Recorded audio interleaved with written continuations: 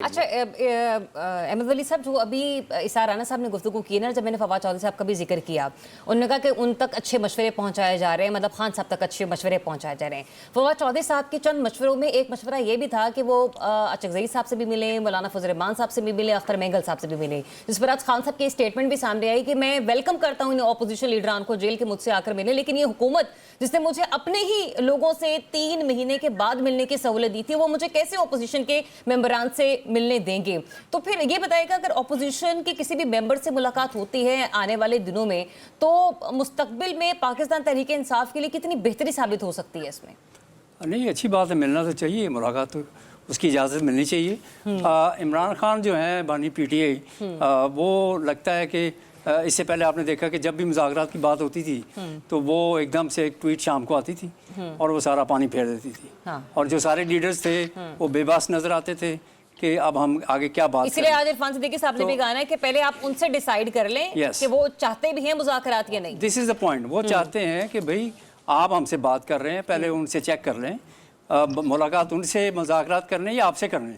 आप हमसे कोई कमिट करेंगे वो मानेंगे नहीं, आप पहले उनसे हिदायत ले लें, ठीक है। और फिर देखा आपने कि 2 चीज़ें ऐसी हुई, एक तो 26 नवंबर और उसके बाद फिर जो फैज़ हमीद हैं उनके ऊपर फर्द जुर्म आयद हुई जी। ये 2 चीज़ें जब हुई हैं तो आपने देखा कि तहरीक इंसाफ जो है वो बैकफुट पे चली गई। तो मकसद तो यही था कि आप फ्रंट फुट पे खेल रहे थे और उसके बाद एकदम से आप खुद ही मुज़ाकरात की ऑफ़र लेके आ गए। तो हुकूमत जो है वो भी हैरान है कि ये एकदम से खुद ही मुज़ाकरात शुरू कर दिया है। जब हम कहते थे मुज़ाकरात नहीं करते थे, लेकिन हुकूमत उसका नाजायज़ फ़ायदा भी उठा रही, वो फ़ायदा भी उठा रही तरीका। वो देखें, वो मजाक भी उड़ा रहे हैं, वो खुद कह रहे हैं जी तमस्खुर उड़ा रहे हैं आप, हम मुज़ाकरात की बात कर रहे हैं। तो भाई आप कोई तरीका नहीं, आप ओपनली आके डायरेक्ट ऐलान कर दें हम आपसे मुज़ाकरात के तैयार हैं। पहले उसकी सियासी सुनबुन ली जाती है, बातचीत की जाती है कि ठीक है हम मुज़ाकरात के लिए बैठते हैं, देखते हैं, लेकिन इस तरह तो मजाक ना अपना उड़ाएं। अब ये कि हुकूमत उस पर चलेगी फ्रंट फुट पे, वो ये चाह रही है कि देखें खुद मुज़ाकरात की बात हो रही है, क्योंकि इनके ऊपर 2 चीज़ें हुई हैं। इनका धरना नाकाम हुआ इस्लामाबाद में, डी चौक में, एक रात नहीं निकाल सके, जो कहते थे कि रहाई तक हम यहाँ बैठे हैं, ठीक है, लीडर्स खुद ही भाग गए, एक चीज़।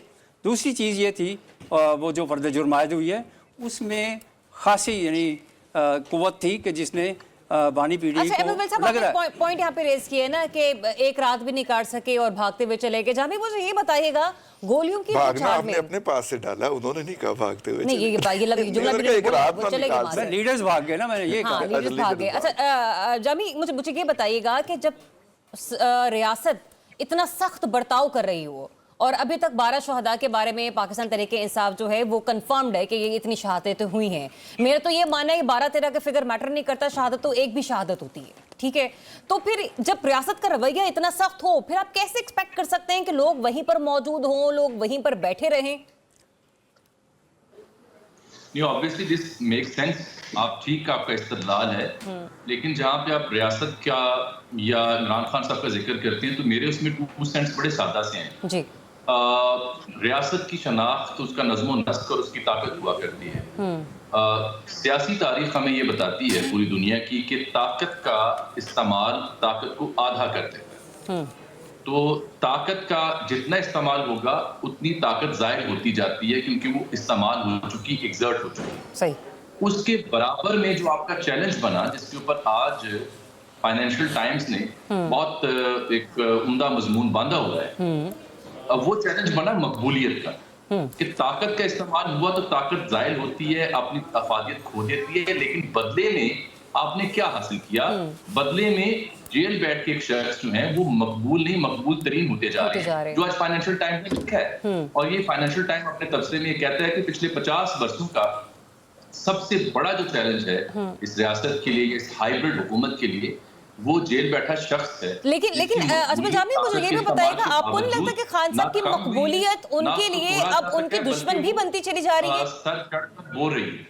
उसके साथ आप नत्थी करें बदलता बैनुल-अक़वामी मंजरनामा, रिचर्ड ग्रैनल से जो भी इख्तिलाफ हो, अमेरिकी मुदाखलत से, अमेरिकी साजिश से, जो भी बयानिया पीटीआई का हो, लेकिन नई ट्रंप सरकार में जो नए ओहदेदार आए हैं, रिचर्ड पैनल, उनके ट्वीट्स को आप चेक करें वो क्या लिख रहे हैं। और तो और आज बाइडेन सरकार के जो स्टेट डिपार्टमेंट के स्पोक्स पर्सन है मैथ्यू मिलर, उन्होंने चंद घंटे पहले उनके अपने मुकामी वक्त के मुताबिक जब सवालों के जवाब दिए तो उन्होंने कभी भी पाकिस्तान के इलेक्शन के ऊपर या प्रो पीटीए जर्नलिस्ट की क्यूरीज के ऊपर ऐसा कमेंट नहीं दिया था जो आज दिया है। वो ये कहते हैं कि अमेरिका चाहता है कि इलेक्शन इरेगुलरिटीज जो पाकिस्तान में हुई है वो फुल्ली इन्वेस्टिगेट की जाएं। तो ये कब तक आप इन आवाजों को टालेंगे या उनको मुस्तरद करेंगे जो दुनिया भर से उठ रही है, चाहे यूके के सेक्रेटरी खारजा की बात हो अपने एमपीज के लेटर के ऊपर, चाहे वो मैथ्यू मिलर की स्टेटमेंट हो या रिचर्ड ब्रेनर की स्टेटमेंट हो। तो बेहतर नहीं है कि हम